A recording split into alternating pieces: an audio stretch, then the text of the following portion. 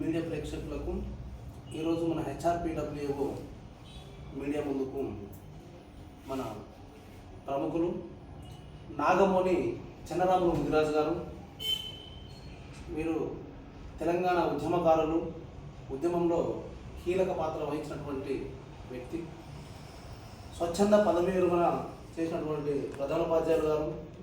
అలాగే ప్రస్తుతం వీరు బీసీఎఫ్ బ్యాక్వర్డ్ క్యాస్ట్ ఫెడరేషన్ అని చెప్పేసి ఒక సంస్థ కూడా నడిపించడం జరుగుతుంది. అలాగే మహాజన ఫెడరేషన్ అని చెప్పేసి ఒక ఆర్గనైజేషన్ కూడా చైర్మన్గా ఉన్నారు వారు. ఈరోజు మనము వారి మాటల్లో ప్రతి మనిషికి ఎలాంటి చైతన్యాలు అవసరము, నిత్య జీవితంలో మనిషి తన జీవితాన్ని జర్నీ చేస్తున్న సందర్భంలో ఏ విధంగా జర్నీ చేయాలి, వారి యొక్క నైపుణ్యతలను ఎలా పెంపొందించుకోవాలి అనే అంశాలను వివరించడానికి మన మీడియా ముందుకు రావడం జరిగింది. వారి మాటల్లో తెలుసుకుందాం. చెప్పండి రాము గారు. ముఖ్యంగా మాధవాచార్య గారు, ఈరోజు సమాజంలో మనిషి గౌరవప్రదంగా, హుందాగా, డిగ్నిటీగా, గొప్పగా జీవించాలంటే అది కేవలం చైతన్యవంతులైనటువంటి వాళ్ళకు మాత్రమే సాధ్యమవుతుంది. ఎప్పుడైతే చైతన్యం లేకుంటుందో, చైతన్యం కోల్పోయినప్పుడు, లేకపోతే అజ్ఞానంగా, అవివేకంగా, ఓ సాధారణ వ్యక్తిగా జీవించినప్పుడు మనుషుల్లో డిగ్నిటీ ఉండకుండా చాలా సమాజంలో అగౌరవంగా చూసేటువంటి పరిస్థితి వస్తుంది అన్నమాట. అందుకోసం ప్రతి మనిషి కూడా ఒక 5 రకాలైనటువంటి చైతన్యాలు ఉంటాయి. ఈ 5 రకాలైనటువంటి చైతన్యాలను మనం కలిగి ఉంటే సమగ్ర చైతన్యం అనేటువంటిది వస్తుంది. ఆ సమగ్ర చైతన్యం కలిగినప్పుడే మనుషులందరికీ కూడా అరే ఈ వ్యక్తి ఇట్లా గొప్పగా ఉంటున్నాడు, గొప్పగా జీవిస్తున్నాడు, ఇతని లోపల ఇన్ని నైపుణ్యాలు ఉన్నాయి, గొప్ప చైతన్యం ఉంది అని చెప్పి గౌరవిస్తాడు. అందుకోసం ఏంటంటే ముఖ్యంగా ఈ 5 చైతన్యాలు కలిగి ఉండాలి మనిషి.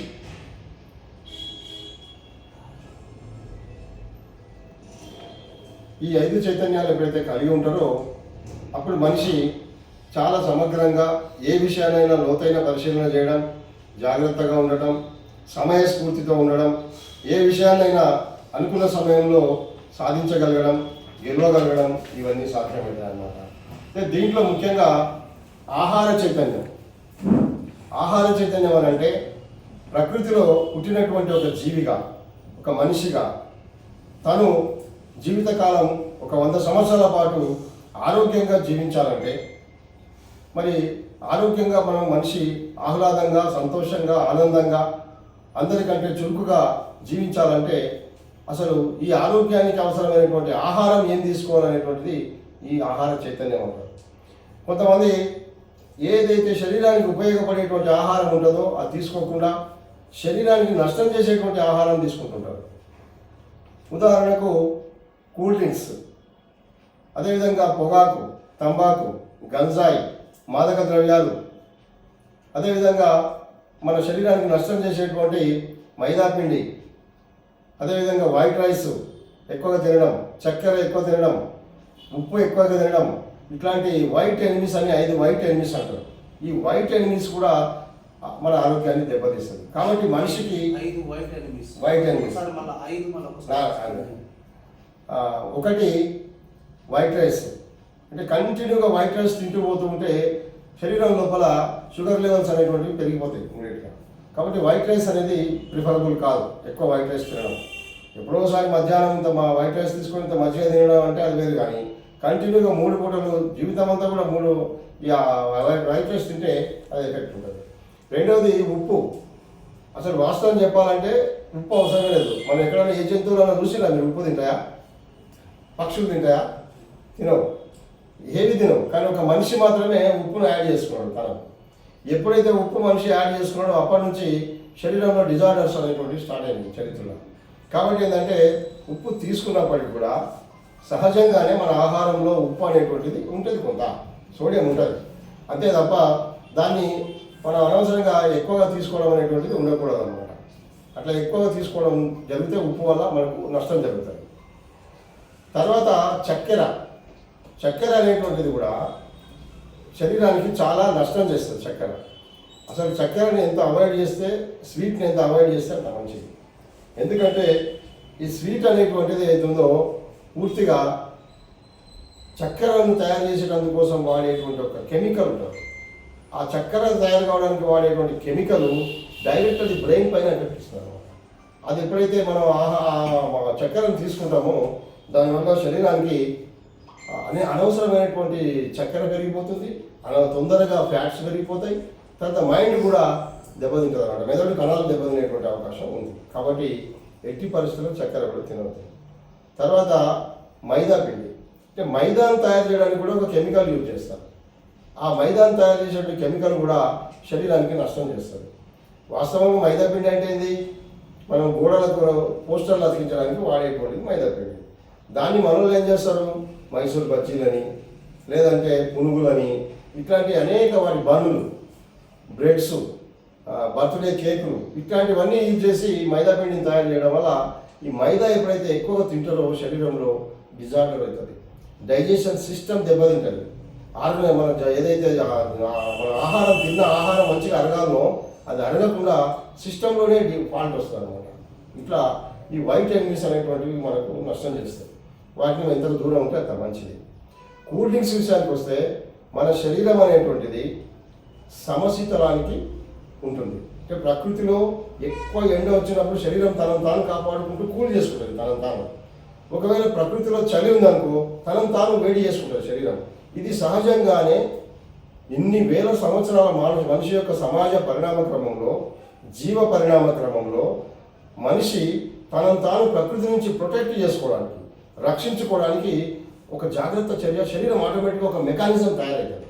అట్లాంటి మెకానిజం ఉన్న శరీరాన్ని అవసరం లేనప్పుడు బాగా ఎండాకాలం ఉంటుంది, ఎండకు ఒకవైపు తల మాడిపోతుంటుంది, శరీరం మాడిపోతుంటుంది, ఉడికిపోతుంటుంది. అంటే వేడి వేడి పెన్నంలా ఒక చల్లటి నీళ్లు చల్లామనుకోండి ఏమైపోతుంది? పెన్నం పగిలిపోతుంది. వేడి కుండ మీద నీళ్లు చల్లామనుకోండి పగిలిపోతుంది. అట్లా కూల్ డ్రింక్స్ అనేటువంటి చల్లగా చల్లనైనటువంటి శీతలమైనటువంటి కూల్ డ్రింక్స్ ఏవైతే ఉన్నాయో అది శరీరానికి పంపించడం వల్ల లోపల ఈ సమశీతోష్ణ స్థితి అనేటువంటి సిస్టమ్ బ్రేక్ అయిపోయి డైజెషన్ సిస్టమ్ దెబ్బతిని, పైగా అందులో వాడేటువంటి కెమికల్స్ ఏవైతే ఉన్నాయో అవి ఆహారాన్ని మనం డైజెషన్కి ఉండేటువంటి ఎంజైమ్స్, ఊరేటువంటి ఎంజైమ్స్ని కూడా దెబ్బతీసి చివరికి ఆ పేగులు మొక్కబడతాయి అన్నమాట. మొక్కబడి రాను రాను ఏమైపోతుంది? అల్సర్ ఏర్పడుతుంది, క్రమంగా క్యాన్సర్ కూడా ఏర్పడేటువంటి అవకాశం ఉంటుంది. కాబట్టి మనం ఆహారం తీసుకునేటప్పుడు ఎలాంటి ఆహారం తీసుకోవాలి? మన శరీరానికి నష్టం చేసే ఆహారం ఉంది, శరీరానికి ఉపయోగం చేసేటువంటి ఆహారం ఉంటుంది. కాబట్టి ఏ ఆహారం తీసుకుంటే ఉపయోగం ఉంటుంది, ఏ ఆహారం తీసుకుంటే నష్టం జరుగుతుంది అనేటువంటిది మనం గమనించాలి. దురలవాట్ల వల్ల కూడా మనం ఈ గంజాయి ఇట్లాంటి మత్తు తాగడం వల్ల ఈ గంజాయి అనేటువంటిది పూర్తిగా మనిషి మెదడు నరాలను దెబ్బతీస్తుంది. ఎప్పుడైతే మనిషి మెదడు యొక్క సెంట్రల్ నర్వ్ సిస్టమ్ దెబ్బతింటుందో భవిష్యత్తులో వాళ్ళకి పుట్టబోయేటువంటి పిల్లలు కూడా కాళ్ళు చేతులు సక్రమంగా ఆడకుండా అంగవైకల్యంతో మెదడు సరిగా పనిచేయనటువంటి పిల్లలు పుడతారు వాళ్ళకి. అంటే రానున్న తరం మొత్తం అంగవైకల్యంతో ఉండేటువంటి పిల్లలు వచ్చే అవకాశం ఉంది. అందుకే మనం ఎంత తొందరగా వీలైతే అంత తొందరగా యువకులతో, యువజనులతో ఈ మాదక ద్రవ్యాలు గంజాయి బంద్ చేయిస్తే మన మానవ జాతి బతుకుతుంది, లేదంటే భవిష్యత్తులో మానవ జాతి అంతరించిపోతుంది. కాబట్టి ఈ జాగ్రత్త తీసుకోవాలి. అందుకే ఆహార చైతన్యం అనేటువంటిది తన వ్యక్తిగత బాధ్యత, తను తెలిసిన వాళ్ళకు కూడా ఆహార చైతన్యాన్ని చెప్పాలి. ఎందుకంటే తోటి వాళ్ళని కాపాడుకోవాలి కాబట్టి సమాజంలో మనం చెప్పుకోవాలి. అందుకోసం ఆహార చైతన్యం అనేది చాలా ఇంపార్టెంట్ సబ్జెక్టు. ఇక నష్టం చేసేటువంటి ఆహారం గురించి మనం చెప్పుకున్నాం. దీంతోపాటు కొన్ని తెలియక ఏం చేస్తుంటారు అని అంటే ఆహారం ఇదైపోయింటుంది, పూర్తిగా కుళ్ళిపోయింటారు. తర్వాత ఆహారం అనేటువంటిది తినకూడనటువంటి పరిస్థితి వచ్చినప్పుడు కూడా తింటుంటారు, ఫ్రిడ్జ్లో పెట్టి తింటుంటారు. మళ్ళీ దాన్ని అది విషపూరితమవుతుంది. అయినప్పుడు ఫుడ్ పాయిజన్ అయిపోయి చనిపోయే అవకాశాలు, చాలామంది చనిపోయింది కూడా. ఇది గుర్తుపెట్టుకోవాలి. తర్వాత ఈరోజు మనం ఎక్కువ చికెన్ తింటున్నాం. ఈ చికెన్ కూడా ఎంత తక్కువ చేస్తే అంత మంచిది. Broiler chicken. చిన్న డౌట్ సార్ నాకు. ఇప్పుడు మీరేమన్నారంటే చక్కెర, ఉప్పు ఇవన్నీ ఆరోగ్యానికి హానికరం అన్నారు కదా. మరి ఇవన్నీ రెగ్యులర్గా మనం వాడుతూనే ఉన్నాము సాధారణంగా. అంటే ఎక్కువ మోతాదులో తీసుకుంటే హానికరమా? ఎంత మోతాదులో తీసుకోవాలనేది ఏమైనా ఉందా? మనిషి పరిస్థితిని బట్టి తీసుకోవాలా? దాన్ని అసలు అవాయిడ్ చేసి, ఇప్పుడు చక్కెర ఉంది, చక్కెర ప్లేస్లో బెల్లము, తాటి బెల్లం లాంటివి యూజ్ చేస్తే సమ్వాట్ బెటర్, కొంత మెరుగు ఉంటుంది. అట్లా కాకుండా విపరీతమైనటువంటి స్వీట్స్ తినేటువంటి అలవాటు పెట్టుకోవడం, అది కూడా చక్కెరతో ఉన్నటువంటి స్వీట్స్ తినడం అనేటువంటిది మంచిది కాదు. అది ఎంత అవాయిడ్ చేస్తే మంచిది. అట్లా కాకుండా తక్కువ అంటే సరే, కొన్ని సందర్భాలలో తక్కువ కూడా తక్కువ తగ్గించుకోవడం మంచిది. ఫర్ ఎగ్జాంపుల్ ఒక మన ఫంక్షన్ జరుగుతున్నది, పెళ్లి జరుగుతున్నది, ఆడ స్వీట్ పెట్టిందని ఫ్రీగా స్వీట్ బాగా దొరుకుతాయి సఫిషియెంట్గా. దొరికిన చోట 3 కప్పులు తింటారు ఒకటేసారి. ఆ 3 కప్పులు తినే బదులు 1 కప్పు తినడంతో సాటిస్ఫై అయితే మంచిది. చక్కెర మొత్తమే మొత్తంగా తింటే మంచిది, తినకుంటే మంచిది. కంప్లీట్ పూర్తిగా చక్కెర అవాయిడ్ చేయడమే మంచిది. తప్పనిసరి అయినప్పుడు అక్కడ ఛాయ్ అనివార్యం ఇచ్చిండ్రు, మొహమాటం కొద్ది తాగాలనుకుంటే కొంచెం తాగినా ఏం కాదు. కానీ ఫ్రీక్వెంట్గా ఒక్కొక్కరు విపరీతంగా 5, 6, 10 ఛాయలు తాగుతారు ఒక రోజుకు. ఆ ఛాయ్ ఉడికినటువంటి ఆ పత్తి, ఆ ఛాయ్, ఆ పాలు మాడి మసైపోయి శరీరంలో మొత్తం లోపల ఇండైజేషన్ వస్తుంది, పాయిజన్ తయారవుతుంది. అందుకే చాలా ఛాయ్లలో కూడా ఉదయం తయారు చేసి ఉడికించి సాయంత్రం వరకు అదే అమ్ముతుంటాడు. అట్లా ఎక్కువ ఉడికించినటువంటి ఛాయ్ కూడా మనకు దెబ్బతీస్తుంది. తర్వాత కొన్ని ఆయిల్తో, అంటే ఒక ఉదాహరణ బజ్జీల బండి, లేదంటే చేపల బండి ఉంటుంది, చికెన్ 65 ఉంటుంది. ఇట్లాంటివన్నీ ఏం చేస్తుంటారంటే ఒకటే ఆయిల్లో 2 రోజులు 3 రోజులు వారం రోజులు అదే ఆయిల్లో తేల్చుతుంటారు. అది కాలి ఆ ఆయిల్ ఏమైపోతుంది అంటే మసి అయిపోతుంది. ఆ మసి అయిపోయి ఆ నలుపు అనేటువంటిది క్యాన్సర్కి దారితీస్తుంది. అందుకే చాలామంది చూడండి, ఎక్కువగా ఈ బండ్ల దగ్గర పోయి ఆ నూనెలో కాల్చినటువంటిది వరుసగా కాల్చినటువంటి తినడం వల్ల చాలామంది క్యాన్సర్ బారిన పడ్డారు. లేదంటే హార్ట్ బ్రేక్ అయిపోయి దెబ్బతినడం, మెదడు బ్రేక్ అయిపోయి దెబ్బతినడం, ఇదంతా కూడా జరుగుతుంది అన్నమాట. కాబట్టి బయట బజార్లో అనవసరంగా పెట్టేటువంటి కొన్ని పెడుతుంటారు, గప్చుప్ బండి అవన్నీ పెడుతుంటారు. వాటిలో గప్చుప్ బండిలో కూడా అతను వాడుతున్న నీళ్లు ఎటువంటి నీళ్లు, ఆ కుండ ఎప్పుడు కడిగిండ్రు, ఎన్ని రోజుల కిందట కడిగిండ్రు, ఆ కుండలో వాస్తవంగా పురుగులు ఏమైనా ఉన్నాయా అవి మనం చూసుకోము. బయట వస్తాం, స్టైల్గా నిలబడతాం, వాడు చేసిస్తాడు, తింటాం, వెళ్ళిపోతాం. వెళ్ళిపోయిన తర్వాత మనకు ఇంటర్నల్గా ఇంటికి వెళ్ళిపోయిన తర్వాత కడుపులో పోయిన తర్వాత ఎఫెక్ట్ ఇస్తుంది. అందుకోసం బయట ఫుడ్ ఎంత అవాయిడ్ చేస్తే అంత మంచిది. సాధ్యమైనంత వరకు ఇంటి ఫుడ్డే. ఎంత 5 స్టార్ హోటల్ ఈ మధ్య చూస్తున్నాం, 5 స్టార్ హోటల్లో కూడా సరైనటువంటి ఇన్స్పెక్షన్ లేక 5 స్టార్ హోటల్లో పురుగులు పడేటువంటి చికెన్లు, పురుగులు పడేటువంటి ఆహార పదార్థాలు వేడి చేసి మన వాళ్ళకి పెడితే తిని చనిపోయిన వాళ్ళు ఎంతోమంది ఉన్నారు. ఈ మధ్య బయట పడుతున్నాయి చాలా వరకు కూడా. కాబట్టి బయటి ఫుడ్ సాధ్యమైనంత వరకు అవాయిడ్ చేయాలి, ఇంటి ఫుడ్నే తీసుకోవాలి. ఇది ఆహారానికి సంబంధించి తీసుకోకూడని అంశం. మరి తీసుకోవాల్సిన ఆహారం ఎట్లా తీసుకోవాలి, ఏమేమి తీసుకోవాలి అంటే మనం బాగా గమనించాలి. ఆహారం అనేటువంటిది శరీరానికి వాస్తవంగా ప్రతిరోజు 140 ఇంగ్రీడియంట్స్ తినాలి. నిజం చెప్పాలంటే ఇంగ్రీడియంట్స్ అంటే పదార్థాలు, ఆహార పదార్థాలు 143 పదార్థాలు తినాలి రోజు. అంటే దాంట్లో ఏమేమి వస్తాయి, ఫ్యాట్ వస్తుంది, ప్రోటీన్ వస్తుంది, ఫైబర్ వస్తుంది, తర్వాత మన శరీరానికి అవసరమైనటువంటి విటమిన్స్ వస్తాయి. ఇవన్నీ కూడా బ్యాలెన్స్డ్ ఫుడ్ అని అంటాం. బ్యాలెన్స్డ్ ఫుడ్ ఎందుకంటే మన శరీరంలో ఎన్ని ఆర్గాన్స్ ఉన్నాయి, కళ్ళు ఉన్నాయి, నాలుక ఉంది, దంతాలు ఉన్నాయి, ఎముకలు ఉన్నాయి, తర్వాత నరాలు ఉన్నాయి, మెదడు ఉన్నది, కంటికి ఎంత విలువైనటువంటి కంటికి కావాల్సినటువంటి కన్ను కనిపించడానికి కావాల్సినటువంటి వర్క్ చేయడానికి కావాల్సినటువంటి విటమిన్ అవసరం. కాబట్టి ఈ సరైనటువంటి విటమిన్స్ వాడినప్పుడే ఏ శరీర భాగానికి ఏ విటమిన్ అవసరమో అదంతా మనం తినాలి. నిజం చెప్పాలంటే ఒక డైట్ చార్ట్ మెయింటైన్ చేసి తింటే నిజంగా కూడా ఆరోగ్యానికి మంచిది. అంటే ఏది ఎక్కువ తినకూడదు, ఏది తక్కువ తినకూడదు, దీన్ని సమపాలనలో తినాలన్నమాట. ఫ్యాటు, ఫైబర్ అంటే మనం చెవలకాయ లాంటి కూరలు చూస్తాం, ఆకుకూరలు, చెవలకాయలు, చిక్కుడుకాయ, ఇట్లాంటి వాటిలో ఫైబర్ ఎక్కువ ఉంటుంది. ఈ ఫైబర్ దేనికి పనిచేస్తుంది అంటే ఆహారం తొందరగా డైజెషన్ కావడానికి పనిచేస్తుంది. ఈజీగా పాసాన్ని వెళ్ళిపోవడానికి, పేగులకు పట్టుకోకుండా కిందికి స్టాప్ వెళ్ళిపోవడానికి ఆ ఫైబర్ ఉపయోగపడుతుంది. కాబట్టి కంపల్సరీ ఫైబర్ ఉపయోగించాలి. తర్వాత విటమిన్స్, ఏం విటమిన్స్ తింటే ఉపయోగం, ప్రతిరోజు కూడా కూరగాయలు, పండ్లు, అదేవిధంగా మన ధాన్యాలు, చిరుధాన్యాల నుంచి వచ్చేటువంటివి, ఎంతగా కంపోజిట్గా మనం ఆహారం తింటే, సమ్మిశ్రితమైనటువంటి ఆహారం తింటే అన్ని విటమిన్స్ శరీరానికి అందితే ఆ రోజు శరీరం అంతా కూడా అంత యాక్టివ్ ఉంటుంది. ఉదాహరణకు కొన్ని విటమిన్సే తిన్నాం అనుకోండి, ఆ రోజు కంటికి కావాల్సినటువంటి ఏ విటమిన్ తినలేదు, పాలు తాగలేదు, క్యారెట్ తినలేదు, ఇంకా ఏ విటమిన్ ఏం వాడలేదు, మిగతా వాడినాం, ఆ రోజు కంటికి సరైనటువంటి ఆ విటమిన్స్ అందకపోవడం వల్ల ఆ డెఫిషియన్సీతోనే కళ్ళు బాధపడుతుంది. ఆ రోజు అది అట్లే కంటిన్యూ చేస్తే క్రమంగా దృష్టి తగ్గిపోతుంది. తర్వాత దానికి ఉన్న నరాలు దెబ్బతినిపోతాయి. దానికి ఏవో చీమ్ పట్టడం ఇట్లాంటి పనులు కూడా జరుగుతాయి అన్నమాట. అందుకు ఆహారాన్ని సమపాలనలో, దీన్ని బ్యాలెన్స్డ్ ఫుడ్ అని అంటాం, సమతుల్య ఆహారం. ఈ సమతుల్య ఆహారము మన ఆహారవేత్తలు ఎవరైతే ఫుడ్ గైడెన్స్ చేసేటువంటి వాళ్ళు ఉంటారో వాళ్ళు ఏం చెప్తారు అని అంటే 143 ఇంగ్రీడియంట్స్ ప్రతిరోజు వాడాలి సమానంగా. దాంట్లో రైస్ వస్తుంది, పప్పు వస్తుంది, పాలు వస్తాయి, అన్ని కూరగాయలు అన్నీ కూడా వస్తాయి అన్నమాట. అట్లా 3 పూటలకు బ్యాలెన్స్ చూసుకొని చేయాలి. ఎక్కువ తిన్నా నష్టమే, అసలు తినకపోయినా నష్టమే. అందుకు మంచి ఆహారాన్ని భుజించాలి. సాధ్యమైనంత వరకు అన్ని పండ్లు, మనకు కనిపించేటువంటి పండ్లు, ఆ పండ్లలో కూడా ఎక్కడి నుంచో రిజర్వేషన్స్ పెట్టి అక్కడి నుంచి తీసుకొచ్చి ఆ కెమికల్ కలిపి తీసుకొస్తుంటారు, అవి తినకూడదు. ద్రాక్ష పండ్లలో కూడా రంగులు అవి కలిపి, అరటి పళ్ళల్లో కూడా నీళ్ళల్లో ముంచి చేస్తుంటారు అనమాట. ఇట్లాంటి కృత్రిమంగా ఏవైతే కలర్స్ చేస్తారో ఆ కలర్స్ కూడా శరీరానికి క్యాన్సర్ తీసుకొస్తుంది. అట్లాంటి ఆహారం తినకుండా జాగ్రత్త. ఈ దేశంలో జనాభాకు సరిపడా నేషనల్ ఫండ్ అనేవి ఉత్పత్తి చేస్తున్నారు, చేయట్లేదు కదా, దానివల్ల ప్రజలకు తప్పట్లేదు తినాల్సిన పరిస్థితి. వాస్తవమే. ఎందుకంటే దీంట్లో ఆహార చైతన్యంలో ఇంకోటి గమనించాల్సిందంటే, ఎంత చైతన్యం ఉన్నా నీ దగ్గర డబ్బులు లేకపోతే కొనలేవు, తినలేవు. అంటే మనిషికి ఆర్థికంగా కూడా మనిషికి సరైనటువంటి ఆర్థిక పరిపుష్టత ఉంటేనే నువ్వు షాపులో వెళ్ళి కొనగలుగుతావు, తినగలుగుతావు. షాపులో అన్నీ కనిపిస్తుంటాయి, కానీ నీ దగ్గర కొనుక్కోవడానికి డబ్బులు ఉండవు, అప్పుడు ఇబ్బంది అవుతుంది.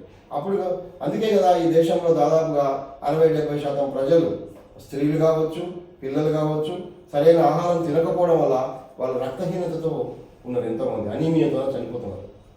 చాలామంది లేడీస్ అనీమియాతో పిల్లలు సరిగా కనలేక ఆ కాన్పులోనే తల్లి పిల్ల ఇద్దరు చనిపోతున్నటువంటి పరిస్థితి. అందుకోసం ఆహార చైతన్యం అనేది మస్ట్. ఈ ఆహారానికి కావాల్సినటువంటి మనం ఖర్చు పెట్టే పైసలు కూడా వృధా దానికి ఖర్చు పెట్టదు, అనవసరమైన దానికి ఖర్చు పెట్టదు. ఉదాహరణకు కూల్ డ్రింక్స్ కొనుక్కొచ్చుకొని తాగుతున్నాం, లేదంటే మద్యం తాగుతున్నాం. 1000 రూపాయలు, 1200, 2000 రూపాయలు పెట్టి మద్యం తాగుతున్నాం. దాని బదులు అదే 2000 పెడితే మంచి పండ్లు, అనేక రకాల విటమిన్స్ ఇచ్చేటువంటి పండ్లు, నెయ్యి, వెన్న, పాలు అన్నీ కొనుక్కొచ్చుకోవచ్చు. అంటే మన దగ్గర లో బడ్జెట్ ఉన్నప్పుడు అనవసరమైన వాటికి ఖర్చు పెట్టకుండా అవసరమైనటువంటి దానికి ఖర్చు పెట్టుకోవాలి. ఇది ఆహార చైతన్యం. రెండవది ఆరోగ్య చైతన్యం. ఆరోగ్య చైతన్యానికి ఆహారం అనేది ఎంత తోడ్పడుతుందో మనకు తెలుసు. దాంతోపాటు మనం ఆరోగ్యంగా ఉండాలంటే మన దినచర్య కూడా సిస్టమేటిక్గా ఉండాలి. అంటే సరిగ్గా ఉదయాన్నే తెల్లవారుజామునే లేయడము, తర్వాత కాలకృత్యాలు తీర్చుకోవడము, ఒక టైం టేబుల్ ఉండాలి. ఒక రోజుకు ఏమేమి చేయాలనేటువంటిది. వాటి శరీరానికి ప్రతిరోజు ఎక్సర్సైజ్ అవసరం. ఎక్సర్సైజ్ మీన్స్ పని. అంటే గతంలో ఒకప్పుడు విపరీతంగా పొలాల్లో పనిచేసేవాళ్ళం, ఇంకేదైనా ఇంట్లో పనిచేసేవాళ్ళం, అన్ని పనులు పరికరాలతో పనిచేసేవాళ్ళం. ఇప్పుడు సాంకేతిక పరిజ్ఞానం వచ్చింది, ప్రతిదీ కూడా మిషనరీ వచ్చింది. అందువల్ల ఏం పని చేస్తలేము. మనం చేయకపోవడం వల్ల ఊరుకుండిపోతే ఏమైందంటే ఈ నరాలు, కండరాలు అవి కూడా బిగుసుకుపోతాయి. అందుకోసం ఏం చేయాలంటే కంపల్సరీ ఎక్సర్సైజ్ చేయాలి. ఆ ఎక్సర్సైజ్ చేయడము, తర్వాత మన ఆహార చైతన్యంలో నీళ్లు కూడా సమపాలలో తీసుకోవాలి, చాలా ఇంపార్టెంట్. అంటే బ్యాలెన్స్డ్ ఫుడ్ 5 విషయాలు చెప్పుకున్నాం. ఒకటి ఫ్యాట్, సరిపోయినంత ఫ్యాట్ తీసుకోవాలి, సరిపోయినంత ప్రోటీన్ తీసుకోవాలి, సరిపోయినంత ఫైబర్ తీసుకోవాలి, సరిపోయినంత నీళ్లు తీసుకోవాలి. శరీరానికి ఆరోగ్యం ఉంటుంది. కంపల్సరీ ఏది ఎక్సర్సైజ్ ఉంటుంది. ఇవి 5 కంపల్సరీ ఉండాలన్నమాట. అయితే ఈ ఆరోగ్యం ఉండడానికి ఆహారంతో పాటు ఎక్సర్సైజ్ చేయడం కూడా చాలా ఇంపార్టెంట్. తర్వాత రెస్ట్ తీసుకోవడం కూడా అంతే ఇంపార్టెంట్. నిద్ర, అంటే నిద్రలోనే శరీరం ఏమైతే రిపేర్ అవుతుంటుంది, ఏమైనా ఫాల్ట్ ఉంటే కూడా నిద్రలో రిపేర్ అవుతుంటుంది. మనం ఎక్కువ నిద్రపోకపోవడం వల్ల ఏమైపోతుంది అంటే అవయవాలకు ఎక్కువ రిస్క్ అవుతుంది, ఎక్కువ ఓవర్ రిస్క్. అంటే 12 గంటలు పని చేసి 12 గంటలు నిద్రపోవడానికి శరీరం తరతరాల నుంచి అలవాటు పడింది, మెకానిజం అలవాటు పడింది.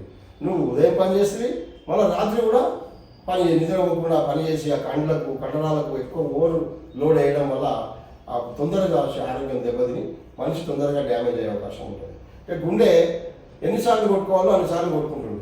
నువ్వు అంతకు మించి నువ్వు ఎక్కువ పని చేయడం వల్ల, ఎక్కువ గుండెకు పని అప్పగించడం వల్ల ఏమవుతుంది అని అంటే హార్ట్ అటాక్స్ వచ్చే అవకాశం ఉంటుంది. అందుకోసం ఎంత పని చేస్తుందో మళ్ళంతా రెస్ట్. అంటే గుండె రాత్రి కూడా నిద్రపోతుందని కాదు, కాకపోతే ఏంటంటే శారీరక శ్రమ ఎక్కువగా ఉండటం వల్ల బ్లడ్ ప్రెషర్ అనేటువంటిది ఎక్కువగా కంటిన్యూషన్ అయ్యి గుండెకు దెబ్బతినేటువంటి అవకాశం ఉంటుంది.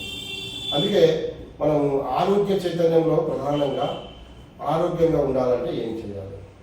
సరి అయినటువంటి మంచినీళ్ళు తాగడము, సరిపోయిన నీళ్ళు తాగడము, టైంకి ఆహారం తీసుకోవడము, సమయానికి నిద్రపోవడము, ఎక్సర్సైజ్ చేయడము, తర్వాత ఏదైతే ఆ శరీరానికి నష్టం చేసే వాతావరణంలో ఉండకూడదు.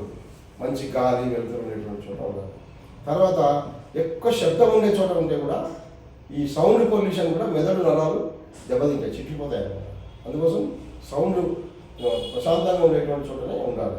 అవసరమైతే సంగీతం లాంటివి వినడం వల్ల ఇంకా బ్రెయిన్కు చాలా మంచిది. అందుకోసం మనిషి ఆరోగ్యంగా చురుకుగా యాక్టివ్గా ఉండాలంటే ఈ జాగ్రత్తలు తీసుకోవాలి. తర్వాత ఈ ఆరోగ్యంగా ఉండేటువంటి క్రమంలో కొన్ని సందర్భాలలో మనకు కొన్ని ప్రకృతి పరంగా కొన్ని వైరస్ వస్తుంటాయి, వైరల్ ఫీవర్ వస్తుంటుంది. లేదు దోమల వల్ల మనకు మలేరియా వస్తుంటుంది, జ్వరం. తర్వాత నీళ్లు సరైనటువంటి అశుభ్రమైన నీళ్ళు తాగడం వల్ల మనకు టైఫాయిడ్ వస్తుంటుంది. ఈ సీజనల్గా వచ్చేటువంటి జబ్బుల పట్ల కూడా జాగ్రత్తగా ఉండాలి. జాగ్రత్తగా ఉండి ఏ సమయంలో ఎట్లా సరైనటువంటి శుభ్రమైన నీళ్ళు తీసుకోవాలి. అదే నీళ్లు కచ్చిరా వచ్చింది అనుకోండి, ఆ నీళ్ళని ఏం చేయాలంటే వేడి చేసి చల్లార్చిన నీళ్ళు తాగాలి సీజన్ బట్టి. అట్లా నీళ్లు, శుభ్రమైన నీళ్ళు, శుభ్రమైన ఆహారము, తర్వాత సరైన టైం నిద్ర, ఇవన్నీ కూడా చూసుకుంటే జాగ్రత్తగా ఉంటే ఆరోగ్యం అనేది ఎక్కువ కాలం ఉంటుంది. అనారోగ్యానికి గురిగాడు, అనారోగ్యం వల్ల మందులు వేసుకునే పరిస్థితి పోతుంది. ఆ మందులు వేసుకోవడం వల్ల నరాలు దెబ్బతింటుంటాయి, సెంట్రల్ నర్వస్ సిస్టమ్ దెబ్బతింటుంటుంది. తర్వాత ఎక్కువగా కిడ్నీస్కి భారం పడుతుంటుంది. నీళ్లు సరిగా తాగకపోతే కిడ్నీస్ ఎఫెక్ట్ అవుతాయి. సరిగ్గా టైంకి ఎన్ని నీళ్ళు తాగాలో దానికి ఒక సిస్టమ్ ఉంటుంది, దాని ప్రకారం నీళ్లు తాగాలి. తాగితే నీకు కిడ్నీస్ దెబ్బతినే పరిస్థితి ఉండదు. అందుకోసము శరీరం కూడా ప్రకాశవంతంగా, అందంగా, ముడతలు పడకుండా ఉండాలంటే నీళ్లు బాగా తాగుతుండాలి. ఇది ఆరోగ్య చైతన్యం. ఆర్థిక చైతన్యం అని అంటే మనిషి సరైనటువంటి ఆర్థికం లేకుండా, డబ్బులు లేకుండా తన దినచర్య కొనసాగదు. నీకు కావాల్సినటువంటి ఆహారము, నీకు కావాల్సినటువంటి ఆరోగ్యానికి కావాల్సినటువంటి అన్ని వసతులు కలగాలంటే నీ దగ్గర డబ్బులు ఉండాలి. అన్నందుకు తప్పనిసరిగా ఏం చేయాలి?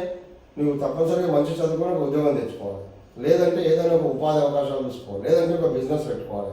ఈ చేస్తున్న దాంట్లో కూడా మనము మనీ మేనేజ్మెంట్ సరిగ్గా చేయకపోతే డబ్బులు వృధా చేస్తాం.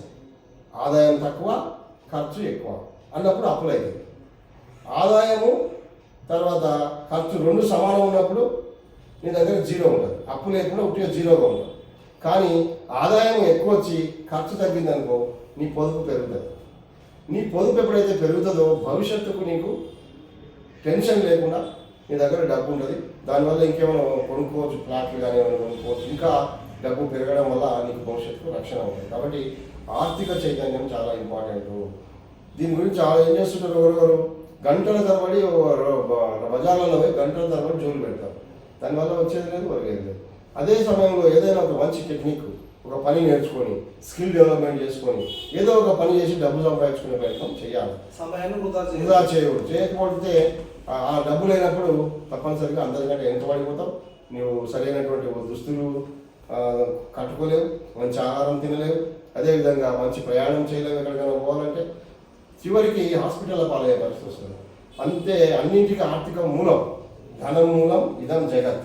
అందుకోసం ఆహారం తప్పనిసరిగా ఎట్లా తీసుకుంటామో, ఆరోగ్యాన్ని ఎట్లా జాగ్రత్త చూసుకుంటామో, ఆర్థికం కూడా ఏ రోజుకి ఆ రోజు ఒక దినం వృధా అయిందంటే ఆ దినం మనం మీద పడుతుందని అర్థం. అందుకోసం ఆర్థిక చైతన్యం కూడా చాలా అవసరం.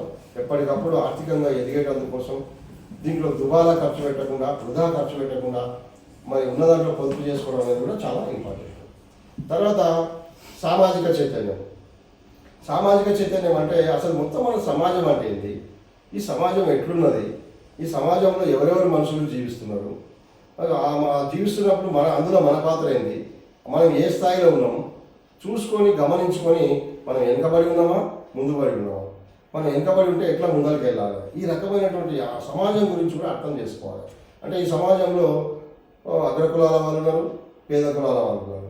ఈ అగ్రకులాల వాళ్ళు చేస్తున్నటువంటి దోపిడీ ఏంది, వాళ్ళు ఎట్లా అణచివేస్తున్నారు, దాని నుంచి మనం కాపాడుకోవాలంటే మనం ఏం చేయాలి, ఇట్లాంటి విషయాలన్నీ కూడా సమాజం గురించినటువంటి చైతన్యం పొందాలి. ఆ సమాజం గురించి నువ్వు అసలు ఏం జరుగుతుందో తెలుసుకోకపోతే నేను ఎవరు దోపిడీ చేస్తున్నాడో, నీ శత్రువు ఎవరో, నీ మిత్రుడు ఎవరో, నువ్వు వాళ్ళ నుంచి ఎట్లా కాపాడుకోవాలనే సోయి నీకు లేనప్పుడు అసలు నువ్వెవరో నువ్వు సోయి తెలుసుకోవాలి. నువ్వు పేద కులాల వాడివి, నీకు డబ్బు లేదు, నువ్వు పేదవాడివి, నువ్వు అనవసరంగా ఇతరుల కోసం పనిచేసేటువంటి పోయి వాళ్ళ దగ్గర కాలం గడిపితే నీకు వచ్చేది ఏం లేదు. అందుకోసం సామాజిక చైతన్యం కలిగి ఉండాలి కంపల్సరీ. ఈ సామాజిక చైతన్యం ఎప్పుడైతే కలిగి ఉంటారో తాను డిసైడ్ అవుతాడు, తాను సమాజంలో నా స్థానం ఏంటి, నేను ఇంతకంటే ఎట్లా ముందుకు వెళ్ళాలి, ఎదగాలి, ఇంతకంటే ముందుకు వెళ్ళాలంటే నేను ఏమేం చేయాలి, నీ శత్రువు ఎవరు, నీ మిత్రుడు ఎవరు అనేటువంటిది నిర్ణయించుకొని తనతో పాటు వెనుకబడేటువంటి సమాజంలో వెనుకబడే కులాలన్నింటితో స్నేహంగా ఉంటూ అందరితో కలిసి ముందరు పోయే అవకాశం ఉంటుంది. లేదు నీకు నష్టం చేసేటువంటి అగ్ర కులాలకు ఎంత దూరం ఉంటే అంత మంచిది అనుకొని వాళ్ళ నుంచి దూరంగా ఉండి నువ్వు కాపాడుకోవాలి. అంటే మీరు ఒక వర్డ్ యూజ్ చేసారు సార్, ఇప్పుడు నష్టం చేసేటటువంటి అగ్ర కులాలు అన్నారు, అంటే బీసీలలో నష్టం చేసే వాళ్ళు ఉన్నారన్న మీ ఉద్దేశం? అంటే ఈ సమాజం యొక్క పొందికని బట్టి ఈ మనిషి ఎక్కువ కాలం వాళ్ళతోనే గడపాల్సి వస్తుంది, ధనికులతో. ధనికులు అన్నారు, ఓకే, అగ్రకులాలు ధనికులు.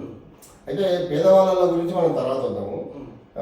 ఎక్కువగా వీళ్ళు ఎక్కడ డిపెండ్ అయి ఉంటారంటే ఎక్కువగా పొలాలు కానీ లేదంటే పని విషయంలో కానీ ఎక్కువగా మన ఊరును యూనిట్గా తీసుకుంటే బానిసలుగా ఉండొద్దు, ఎవరైనా బానిసగా ఉండొద్దు. అట్లా బానిసగా ఎప్పుడైతే ఉంటామో నీ సమయం అంతా వాళ్ళకి కేటాయించినప్పుడు నీకు సంపాదించుకునేది ఏమి ఉండదు, అప్పుడు నువ్వు వెనకబడిపోతావు.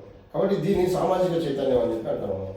అందుకోసం సమాజంలో సామాజిక న్యాయం కోసం అంటే ఒకరేమో లక్షల ఎకరాల భూములు కలిగి ఉంటారు, వాళ్ళకు కోట్ల రూపాయల డబ్బు ఉంటుంది, వాళ్ళే పదవులు అనుభవిస్తుంటారు, వాళ్ళే అన్ని రకాలుగా ఈ సమాజం మీద పెత్తనం చెలాయిస్తుంటారు, ప్రజల్ని హింసిస్తుంటారు. మనం అటువంటిప్పుడు వాళ్ళకి ఎందుకు అట్లా, మనం ఎందుకు వెనకబడి ఉన్నాం, ఇది తెలుసుకోవాల్సిన అవసరం ఉంది. తెలుసుకుంటే ఈ సామాజిక చైతన్యం వచ్చిందనుకో దాని నుంచి ఎట్లా మనం అధిగమించాలనే ప్రయత్నం చేస్తాం. స్వతంత్ర జీవులుగా బతకడానికి సమాజంలో కూడా మార్పు వస్తుంది. లేకపోతే నువ్వు జీవితకాలం అంతా ఇట్లే ఉండవు. రెండవది 5వ అంశము రాజకీయ చైతన్యం. సో రాజకీయ చైతన్యం అంటే మొత్తం మనం జరుగుతున్నటువంటి సమాజంలో జరుగుతున్న అన్నింటికి ప్రధాన మూలం రాజకీయమే. నువ్వు మంచిగా బతకాలనుకున్నావు, నువ్వు మంచి డిగ్నిఫైడ్గా ఉండాలనుకున్నావు, మంచి డాక్టర్ కలెక్టర్ కావాలనుకున్నావు, లాయర్ కావాలనుకున్నావు, ఒక మంచి నటుడు కావాలనుకున్నావు, కానీ నీకు అయ్యే అవకాశాలు లేవు. ఎందుకంటే నువ్వు తరతరాల నుంచి వెనుకబడే కులంలో పుట్టినావు కాబట్టి, ఎస్సీ ఎస్టీలలో బీసీలలో పుట్టినావు కాబట్టి నువ్వు ఆ రాజకీయ చైతన్యంగా ముందరు పోయే అవకాశాలు లేవు.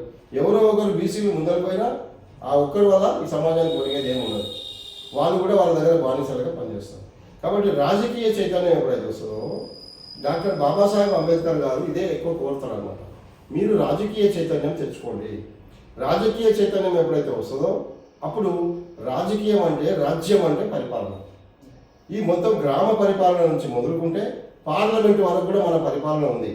ఈ పరిపాలననే, ఈ రాజ్యమే అన్నింటికి నిర్ణయాత్మక శక్తి ఉంటుంది. అంటే బిల్లులు పాస్ చేయాలన్నా, కోట్ల రూపాయల నిధులు రావాలన్నా, లేదంటే కొన్ని విషయాలు నిర్ణయం తీసుకోవాలనుకున్నా ఈ కేవలం ప్రభుత్వమే ఇంపార్టెంట్. కాబట్టి నీ గ్రామంలో పరిపాలన అయినా, మండలంలో పరిపాలన అయినా, నియోజకవర్గంలో ఎమ్మెల్యే అయినా, ఎంపీ అయినా, జడ్పీ చైర్మన్ అయినా, వీళ్ళందరూ కూడా పదవిలో ఉండేటువంటి వాళ్ళు వాళ్ళ పదవిని ఉపయోగించుకొని అధికార దుర్వినియోగం చేస్తుంటారు. ఎప్పుడైతే వీళ్ళు అధికార దుర్వినియోగం చేస్తారో ప్రజలకు మేలు చేయకుండా వచ్చిన నిధులన్నీ స్వాహా చేస్తుంటారు, ఏదో దొంగ లెక్క రాసి చూపిస్తుంటారు. ఇట్లాంటి వాటి అన్నిటి కూడా గమనించి రాజకీయ చైతన్యం కలిగిన కార్యకర్తలు పట్టుకుంటారు. వాటిని పట్టుకొని సరైనది కాదని నిలదీస్తారు. ఉదాహరణకు ఒక ఎమ్మెల్యేకు కొన్ని కోట్ల రూపాయలు ఆ నియోజకవర్గానికి వచ్చింటాయి, మనకు తెలియదు, ఎంత వచ్చింది తెలియదు, ఆయన ఏం ఖర్చు పెట్టింది తెలియదు, ఏం చేసింది ఎంత ఎన్నికేసుకున్నది తెలియదు. కాబట్టి దాన్ని మనం నిధుల గురించినటువంటి చైతన్యం కూడా మనం కలిగి ఉండాలి. రాజకీయ నాయకుల యొక్క స్వభావాన్ని గమనించాలి. ఎవరైతే సరిపోతారు, మనకు ఎవరు ప్రజల కోసం పనిచేస్తారు, ఎవరు నిజాయితీగా ఉన్నారు, ఎవరు ప్రజలకు అన్యాయం చేస్తున్నారు గమనించకపోతే, రాజకీయ చైతన్యం లేకపోతే, పొలిటికల్ పవర్, ఈ రాజకీయ అధికారం మన చేతికి రాకపోతే ఎల్లకాలం మనం ఇట్లే నష్టపోతుంటాం. ఎవరికైతే అధికారం ఉందో వాడు ఎల్లకాలం కోట్లు సంపాదించుకొని ఆ జాతి డెవలప్ అవుతుంది. అధికారం లేని జాతులు అంతరించిపోతాయి. రోజు రోజుకి ఇప్పుడు చాలా కులాలు అంతరించిపోతున్నాయి. ఎందుకంటే వాళ్ళు అధికారంలో లేరు, తినడానికి తిండి లేదు, కట్టుకోవడానికి బట్ట లేదు, ఉండడానికి ఇల్లు లేదు. మనిషికి స్వార్థం పెరిగి ఏ కులమైన ఉండాలి, ఏ మతమైన ఉండాలి, రాజకీయ అధికారులు వచ్చేసి నిజాయితీ పరులు ఉండి సమాజం పట్ల సేవా దృక్పథం కలిగి ఉంటే, ఈ ప్రజలందరూ కూడా నా వాళ్ళు అనేటువంటి దృక్పథం కలిగి ఉంటే అప్పుడు సమాజం సుభిక్షంగా శాంతంగా ఉంటుంది. ఇప్పుడు ఈ ప్రతి మనిషికి రాజకీయ చైతన్యం రావాలంటే వాళ్ళ జీవన విధానం ఏ విధంగా ఉండాలి, అని ఏం తెలుసుకొని ఉండాలి రాజకీయ చైతన్యం రావాలంటే? రాజకీయ చైతన్యం అని అన్నప్పుడు ఒకవేళ ఊరును యూనిట్గా తీసుకుంటే ఈ ఊరిలో ఎవరు రాజకీయం చేస్తున్నారు, ఎవరు సర్పంచ్గా ఉంటున్నారు, మరి ఆ సర్పంచ్గా ఉన్న వ్యక్తి ప్రజల కోసం పనిచేస్తున్నాడా తెలుసుకోవాలి. లేకపోతే అందరూ యువకులందరూ కలిసి నువ్వు మా కోసం పనిచేయనప్పుడు అవసరం లేదని చెప్పి మళ్ళీ ఎన్నికల్లో ఓడగొట్టాలి, లేదంటే ఆయన మీద పోరాటం చేసి తమకు రావాల్సినటువంటి నిధులు కొట్లాడి తెచ్చుకోవాలి. ఇదే రాజకీయ చైతన్యం. అది ఎమ్మెల్యే అయినా అంతే, ఎంపీ అయినా అంతే, పార్లమెంట్లో అయినా అంతే, ప్రధానమంత్రి అయినా సరే, ఎవరైనా సరే. వీళ్ళు నిధులు దుర్వినియోగం జరుగుతున్న పక్షంలో రాజకీయ చైతన్యం అని మనం అంటున్నాం కదా, ఆ దుర్వినియోగం అవుతున్నాయని ఏ విధంగా తెలుసుకోవాలి? అయినా దుర్వినియోగాన్ని ఆపాలంటే వాళ్ళకి ఏం అవగాహన ఉండాలి? ఇప్పుడు ఈ మధ్యకాలంలో 2005లో సమాచార హక్కు చట్టం వచ్చింది, తర్వాత రైట్ టు ఎడ్యుకేషన్ వచ్చింది. ఇట్లా ఉన్న చట్టాలను ఉపయోగించుకొని, మానవ హక్కులను ఉపయోగించుకొని ఏవేవి రాజ్యాంగాల్లో మనకు హక్కులు కల్పించిండ్రో ఆ హక్కుల ద్వారా మాకు ఈ హక్కులు ఉన్నాయి, మాకు ఎందుకు మీరు మా హక్కులు భంగం కల్పిస్తున్నారు? మాకు స్వేచ్ఛ హక్కు ఉంది, సమానత్వ హక్కు ఉంది, మా అందరితో పాటు డిగ్నిటీగా బతికే హక్కు ఉంది. మమ్మల్ని ఎందుకు కులం పిలుతాం, మమ్మల్ని దూషిస్తున్నారు, మమ్మల్ని ఎందుకు అంటరానిగా పెడుతున్నారు? కాబట్టి మాకు కూడా హక్కు ఉంది అనేటువంటి దాని మీద కొన్ని సందర్భాలలో, ఉదాహరణకు సర్పంచ్ ఎస్సీ అయితే వీళ్ళు కుర్చీ కింద కూర్చుంటారు, ఆ గ్రామాలలో ఆ సర్పంచ్ కింద కూర్చుంటారు. అంటే డిగ్నిటీని గురించి అక్కడ పాటించారు సిస్టంలో. కాబట్టి డెమోక్రసీలో అవన్నీ కూడా పాటించాలి. రాజకీయ చైతన్యం కంపల్సరీగా ఉండాలి. అంటే టోటల్గా రాజకీయ చైతన్యం కావాలి అంటే ప్రజలకు తెలియాల్సిందంటే భారత రాజ్యాంగం గురించి అవగాహన ఉండాలి. భారత రాజ్యాంగం తెలవాలి, హక్కుల గురించి తెలవాలి. తర్వాత ఏ రాజకీయ పార్టీ యొక్క స్వభావం ఏంటిది, ఏ రాజకీయ పార్టీ ఎవరి ప్రయోజనాల కోసం పనిచేస్తుంది. వాళ్ళు పోయినసారి స్వతంత్రం వచ్చిన 79-80 సంవత్సరాల నుంచి ఏ పార్టీలు పాలిస్తున్నాయి, పాలించినటువంటి వాళ్ళు నిధులు కేటాయించండి, ఎవరెవరు కేటాయించండి ఇప్పటి వరకు, మరి ఎవరు మనకు కేటాయిస్తున్నాడు, ఎవరు ధనవంతులు కేటాయించుకుంటున్నారు. డబ్బు అనేది ట్యాక్సులు కడతాం, అన్నీ చేస్తాం, కానీ డబ్బు పంపిణీ కాడికి వచ్చేసరికి వాళ్ళే దాన్ని ఆ డబ్బులను శాంక్షన్ చేసుకుంటారు. ఓకే సార్, రాములు గారు చాలా మంచి ఎపిసోడ్ ఇది. ఒకసారి సార్ చెప్పిందని ఒకసారి మళ్ళా నేను క్యాజువల్గా నేను గ్రహించిన దాన్ని సార్ మాట్లాడి చెప్తాను. నేను ప్రతి మనిషికి చైతన్యం కావాలని చెప్పేసి చాలా చాలా చక్కగా వర్ణించారు. ఒక 5 చైతన్యాలు ఉండాలని చెప్పారు. ఆహార చైతన్యం, ఆరోగ్య చైతన్యం, ఆర్థిక చైతన్యం, సామాజిక చైతన్యం. ఈ ఆహార చైతన్యం, ఆరోగ్య చైతన్యం, ఆర్థిక చైతన్యం ఒక భాగం అయితే, సామాజిక చైతన్యం, రాజకీయ చైతన్యం అనేది చాలా కీలకమైన భాగాలని చెప్పి మనము అర్థమైంది సార్ మాటల్లో మనకు. ఇక్కడ ఈ రాజకీయ చైతన్యం విషయానికి వస్తే, ఈ రాజకీయ చైతన్యమే ఉంటే టోటల్గా పైన చెప్పిన అంశాలన్నీ కూడా ఇంక్లూడ్ అవుతాయని చెప్పేసి గమనించడం జరిగింది నేను సార్ మాటల్లో. ఈ రాజకీయ చైతన్యం రావాలంటే ప్రతి మనిషికి భారత రాజ్యాంగం పట్ల పూర్తి అవగాహన ఉన్నప్పుడే ఈ రాజకీయ చైతన్యాన్ని తీసుకురాగలడు మనిషి అని చెప్పి ఈరోజు మేము మానవ హక్కుల సంఘం తరఫున కూడా ప్రజలకు సార్ మాటలు విన్న తర్వాత చెప్పడం జరుగుతుంది. నెక్స్ట్ ఎపిసోడ్లో మన రాములు గారితో మనం వేరే కొత్త విషయాన్ని తెలుసుకుందాం. థ్యాంక్ యూ రాములు గారు, ధన్యవాదాలు. Thank you.